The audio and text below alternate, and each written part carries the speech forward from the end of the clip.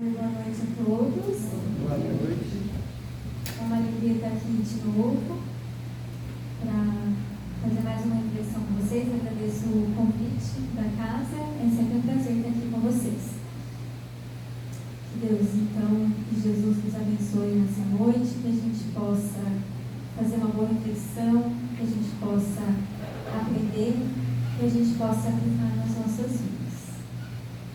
Hoje, então, eu gostaria de refletir com vocês sobre esse tema, transformação pessoal.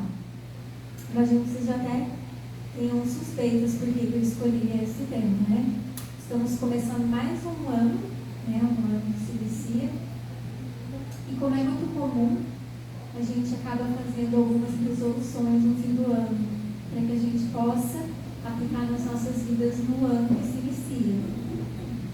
Muito comum, né? A gente aproveitar o início de um novo ciclo para a gente fazer uma mudança na vida, né? Sempre a gente fala, na segunda-feira eu começo. Mês que vem eu começo. Mas o clássico é o ano novo, né? No ano novo, a gente sente mesmo renovar as nossas energias, as nossas esperanças, para que aquele ano possa ser melhor, né, do que o ano que está terminando. Então, aproveitando essas boas energias, essas esperanças, vamos então fazer uma reflexão sobre a transformação pessoal e o que a doutrina espírita pode trazer para a gente, para que a gente possa conseguir, né, colocar em prática esses nossos desejos de mudança.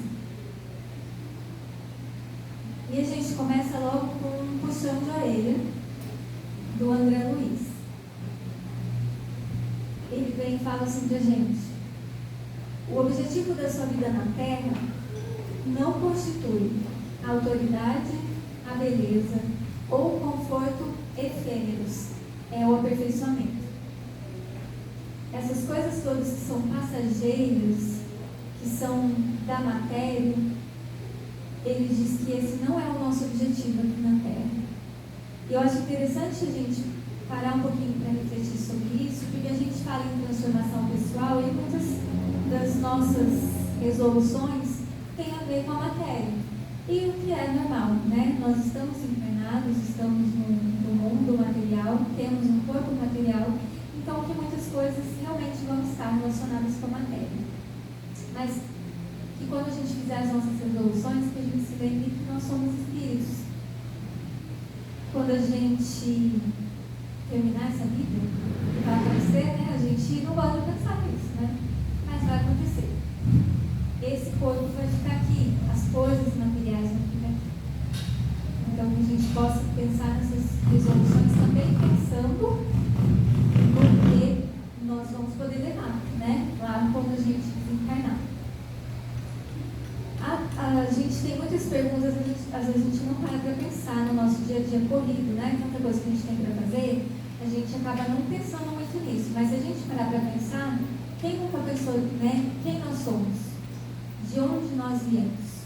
Para onde nós vamos? E por que nós estamos aqui?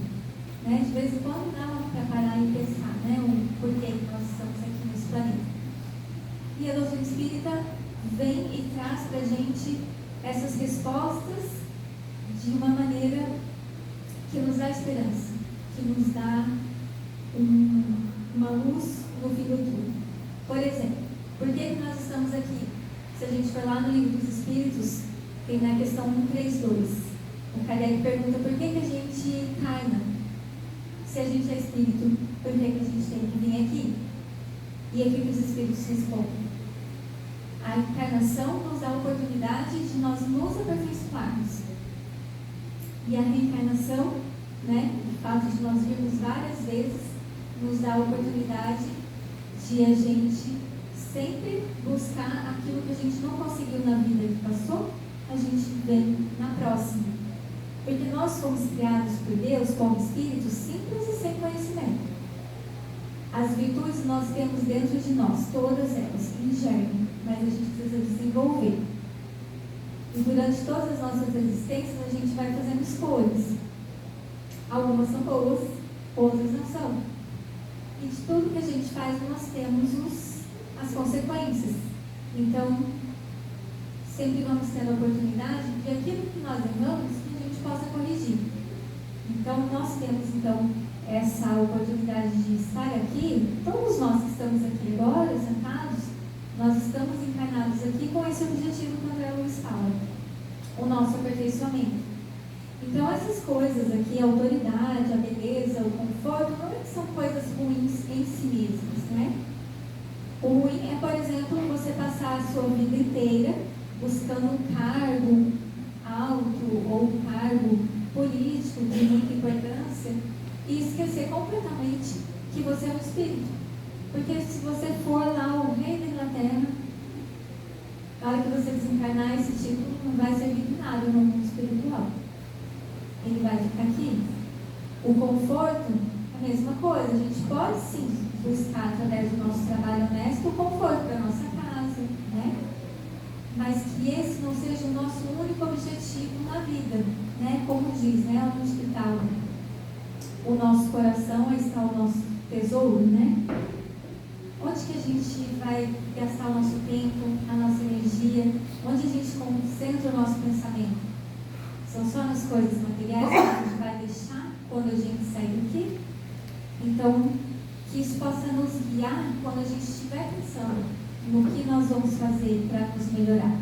O fato de que nós somos espíritos e de que nós vamos levar daqui apenas as virtudes que a gente conquistar, as afeições, né, os corações que nós conseguimos conquistar, que está perto de nós, as boas ações que nós fizermos, tudo isso são coisas que nós vamos ter como tesouro que o Espírito pode levar.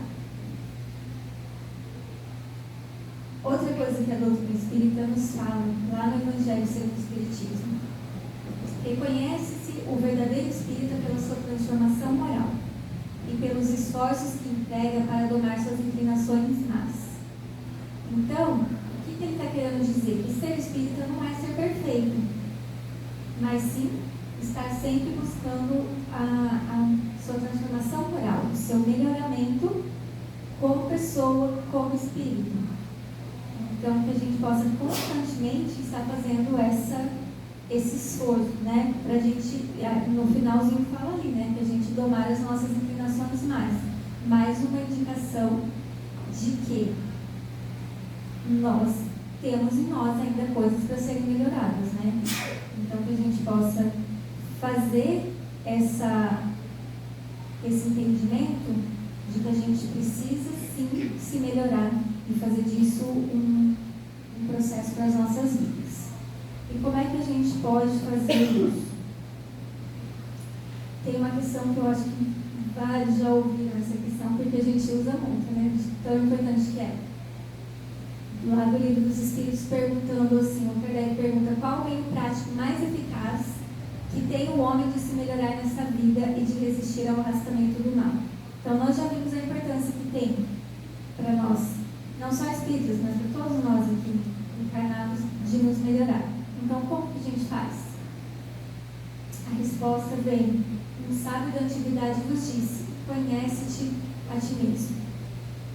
É bem lógico, né? Se a gente for imaginar, como que eu vou mudar uma coisa se eu não sei, não conheço ela? Como que eu vou saber o que eu preciso mudar se eu não me conhecer? Né? Muitas vezes a gente tem consciência de algumas coisas em nós que precisam ser melhoradas, mas tem algumas coisas que a gente pode ainda nem ter se dado conta. Então, a gente se conhecer é como se eu precisasse ir de um ponto a outro. Eu preciso saber em que ponto eu estou, saber onde eu quero chegar, para eu poder traçar um caminho. Então, esse autoconhecimento é o primeiro passo que a gente deve dar para a gente poder se melhorar. Mas o Kardec não fica satisfeito só com essa pergunta, porque a gente entende que o autoconhecimento é importante, mas e como que faz esse autoconhecimento? Então ele pergunta ainda: compreendemos toda a sabedoria dessa máxima, mas a dificuldade está precisamente em cada um conhecer-se a si mesmo. E aí, como é que a gente faz? Como a gente consegue se conhecer a si mesmo? Vocês sabem conhecer-se a si mesmo? Vamos ver a dica que vem lá do Santo Agostinho. Fazei o que eu fazia quando vivi na terra. Ao fim do dia, interrogava a minha consciência, passava em revista o que eu havia feito e perguntava a mim mesmo se não faltara algum dever, se ninguém tivera motivo para se queixar de mim. Essa resposta é bem grandona. Eu trouxe aqui só um pedacinho, então se vocês quiserem ver mais detalhadamente, é a questão 919 e 919A do Livro dos Espíritos. Então, o que ele está falando para a gente? Chegando no fim do dia, que a gente possa parar um pouquinho, alguns minutos, e olhar o que a gente fez naquele dia.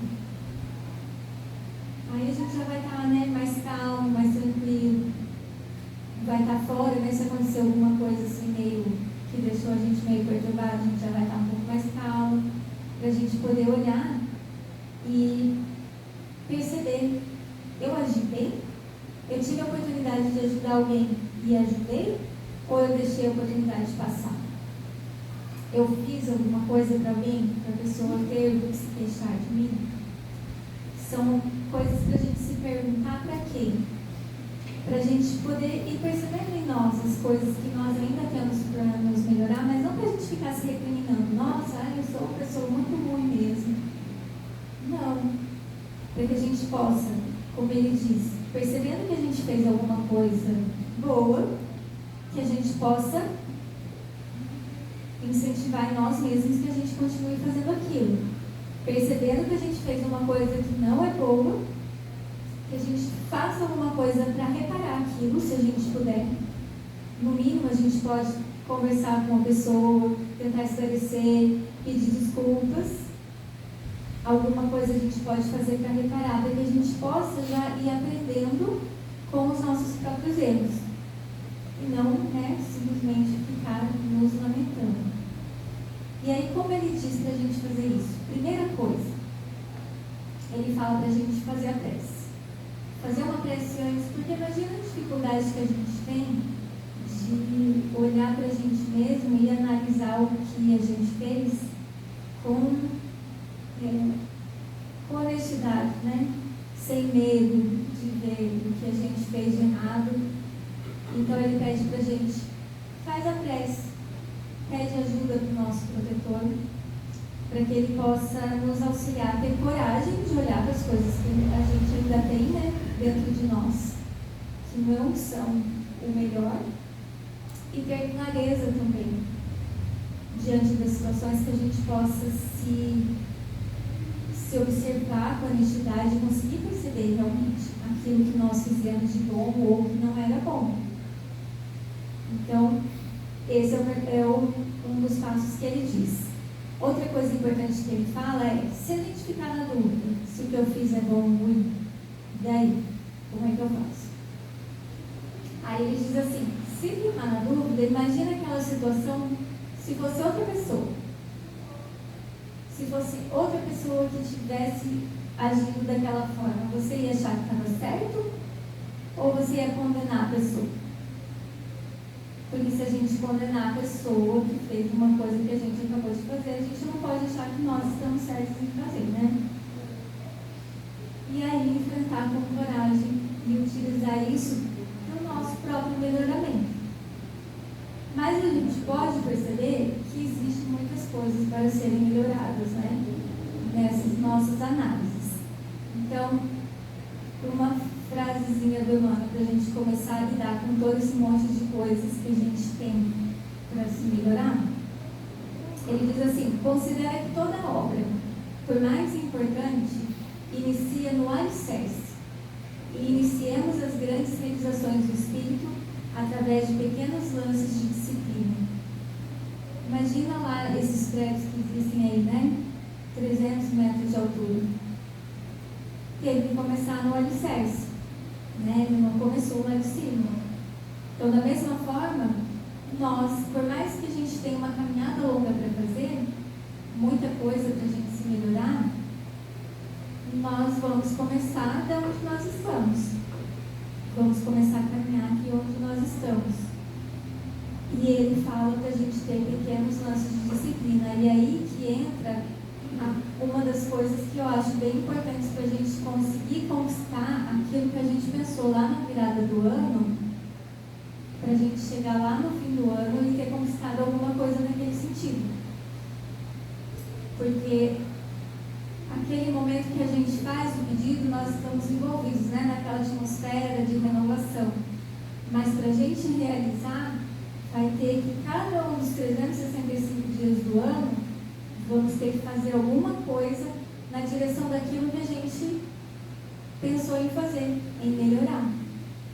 Então, se eu decidir que eu quero ser mais paciente em 2025, lá no dia 31 eu decidi que vou ser mais paciente em 2025. Como eu vou conquistar isso? Como eu vou chegar no fim de 2025 e falar, realmente, eu sou um pouco mais paciente do que eu era em 2024. Se não for através de cada dia, eu vou ter oportunidade de exercitar a minha paciência. E eu utilizá-los. Né? Então, esses pequenos lances de disciplina é o nosso dia a dia. A gente vai precisar em cada um dos dias, em cada momento, fazer esse exercício para a gente poder melhorar. Seja lá o que for que a gente pensar em transformar na nossa vida, a gente vai ter que fazer passo a passo, porque essa mudança vai ser gradual. Tem uma frase que eu gosto muito que fala assim, que a gente não se livra de um hábito jogando ele pela janela. A gente tem que descer com ele pela escada. Por que eu acho interessante? Porque se a gente jogasse pela janela, é instantâneo, né? Joguei, pronto, me livrei.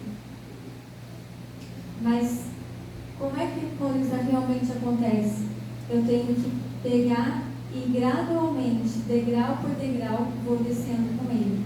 É um esforço, né? Não é um esforço só, é um esforço contínuo que eu vou precisar fazer. E vai acontecendo gradualmente, eu vou me livrar dele gradualmente. E aí, uma outra coisa que o Emmanuel nos traz, porque a gente pode sentir muita angústia, né, nesse sentido de ter muita coisa para a gente se melhorar, e o Emmanuel nos diz assim: ao apelo do Divino Mestre, recomendando-nos sede perfeitos, evitemos a indesejável resposta da aflição. Lá no Evangelho, né, Jesus fala, sede perfeitos como perfeito é o vosso Pai. Então, uma angústia, né? Olha o tanto que nos separa. Mas será que Jesus achava que a gente ia ser perfeito assim, de uma hora para outra? Tem condição? Por mais que a gente esteja aqui, nossa, eu quero muito ser perfeito. Agora eu vou ser perfeito. A gente não consegue fazer essa mudança porque a natureza não dá saltos, né? Ele continua dizendo assim: ninguém pode trair os princípios de sequência que governam a natureza, e o tempo será sempre patrimônio divino em cujas bênçãos alcançaremos as realizações que a vida espera de nós. Eu até grifei as palavrinhas que eu acho bem importante da gente refletir sobre elas. Princípio de sequência, né? Descer a escada degrau por degrau está nesse princípio de sequência. A nossa evolução, ela se dá de maneira gradual. A gente pode observar na própria natureza, né? A natureza não dá saltos, né? Quando teve a evolução aí dos seres, quanto tempo levou para existir novos seres a partir das mudanças que tiveram, né?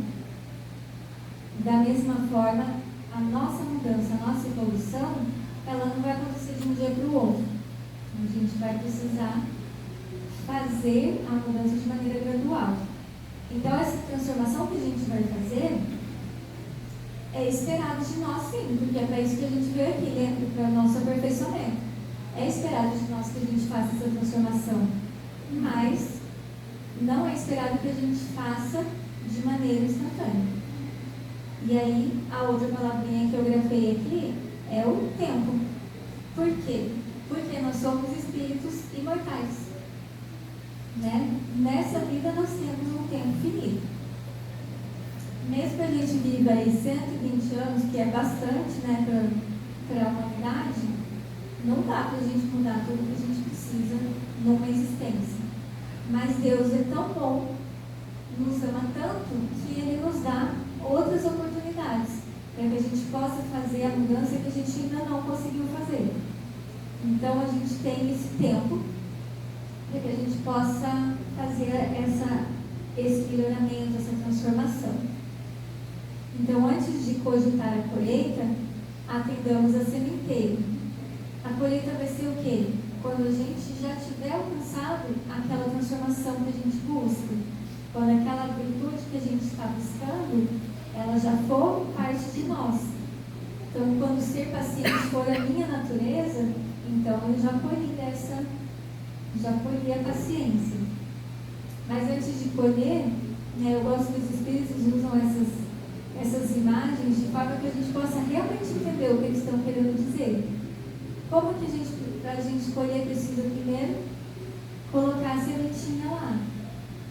E aí a gente precisa cuidar dela também. Não adianta plantar e deixar ela lá sozinha, abandonada, que a gente provavelmente não vai colher o que a gente gostaria.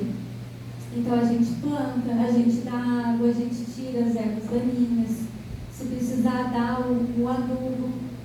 Da mesma forma, a gente vai plantar a sementinha daquilo que a gente quer na nossa vida e vamos fazendo esse trabalho de cuidar, para que a gente possa, no fim de tudo, colher. Nós trazemos conosco vasto acervo de sombras, né? Temos muita coisa ainda para nos melhorar. E precisamos serenidade e diligência para desintegrá-la pouco a pouco. Serenidade, o que pode trazer para nós serenidade? Uma das coisas que já falamos, temos tempo, né? Somos espíritos, somos imortais. Então a gente tem essa fé na vida futura, acreditar que não vai acabar aqui, né? Não é morreu, acabou. Acreditar na vida futura nos dá essa serenidade. Ter fé em Deus, né? De que Ele está no comando de tudo. Que as coisas que nos acontecem são no nosso próprio bem, para que a gente possa aprender, para que a gente possa corrigir os erros do passado. A reencarnação também nos dá, né? Nós somos imortais, mas nós teremos outras existências no corpo para corrigir, para aprender, para colocar à prova aquilo que a gente aprendeu. Então, todas essas coisas nos trazem essa serenidade, para que a gente não fique desesperado diante de um monte de coisas que a gente precisa ainda se melhorar. Mas ele lembra que a gente tem que ter diligência. Você sabe o que é diligência? Diligência, se a gente olhar lá no dicionário, é um interesse ou cuidado aplicado na execução de uma tarefa.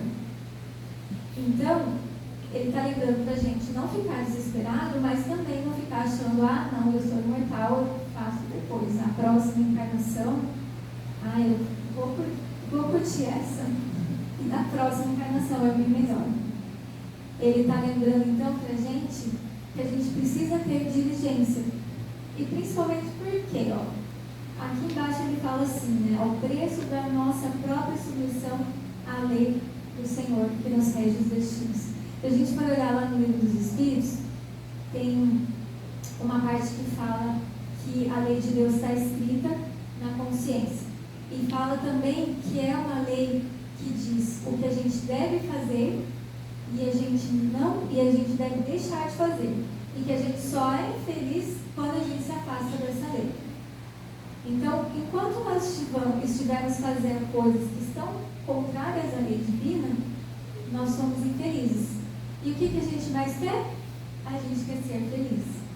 Né? A gente muitas vezes fica meio perdido nos caminhos que a gente tem que seguir para ser feliz.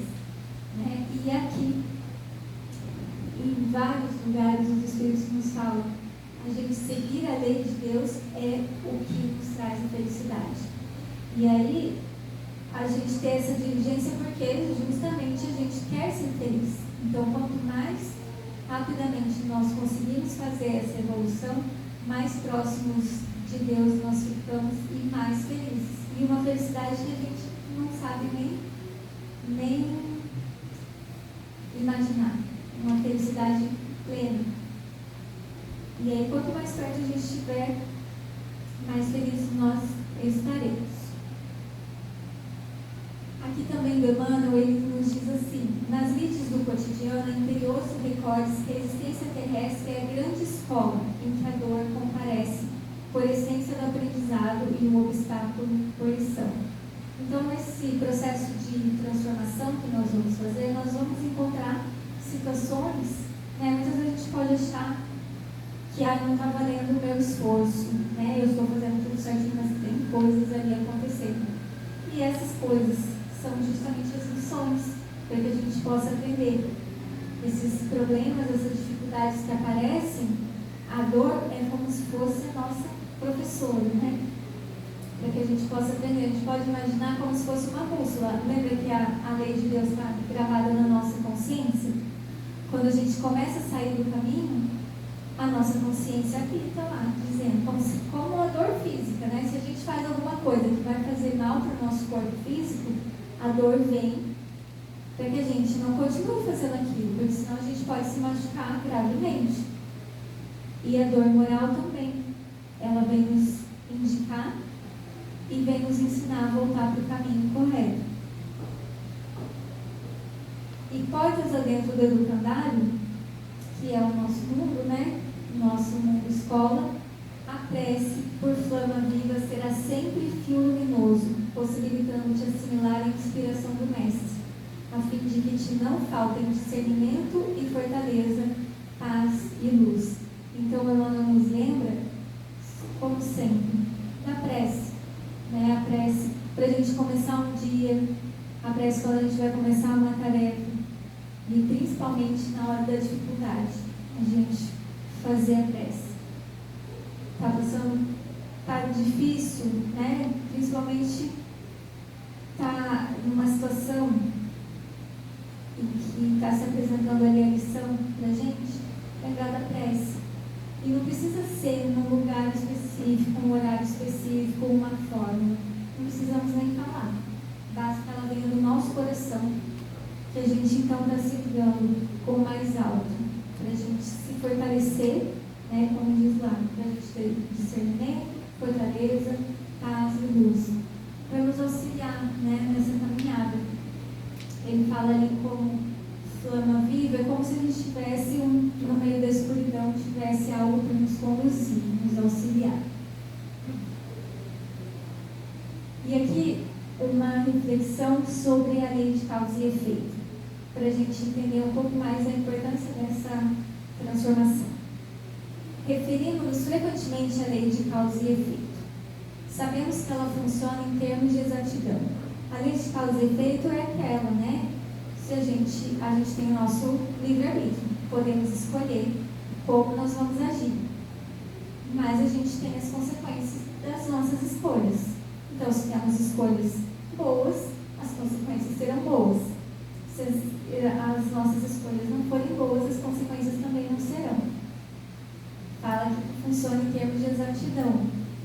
Então, se a gente for lá no livro Céu e Inferno, fala que não tem uma ação ruim, por menor que seja, que não tenha a sua consequência. Mas também não tem nenhuma ação positiva, por menor que seja, que também não vai ter uma recompensa. Mas a gente utiliza quase sempre esse conhecimento para justificar os sofrimentos, para entender por que o nosso mundo é desse jeito, porque tem essa aparente diferença de tratamento entre os filhos de Deus.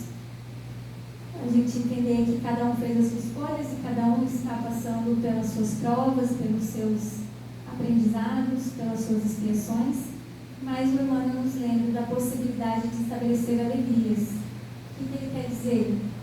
Se hoje nós estamos vivendo a consequência das escolhas que nós fizemos no passado, o que isso quer dizer? Que o que nós estamos decidindo hoje está programando o nosso futuro. Então, o nosso futuro está nas nossas mãos. Então, as nossas boas escolhas vão trazer para a gente no futuro mais felicidade. Então, que a gente possa utilizar isso também como uma ferramenta para nos motivar, né, diante da necessidade de nos melhorar. E um último pensamento sobre a questão de nos transformarmos, né? Vamos buscar lá no Evangelho de Lucas. O reino de Deus não vem de modo visível, nem dirão, vede aqui ou vede ali, pois o reino de Deus está dentro de vós. O que a gente pode entender aqui, né? Jesus muitas vezes falou sobre isso, porque se esperava que ele viesse, né, e tomasse poder e implantasse o reino de Deus, e que Jesus seria um rei ali da matéria. E Jesus sempre falou desse reino de Deus, que deveria ser implantado primeiro no coração dos homens. Como assim primeiro no coração dos homens?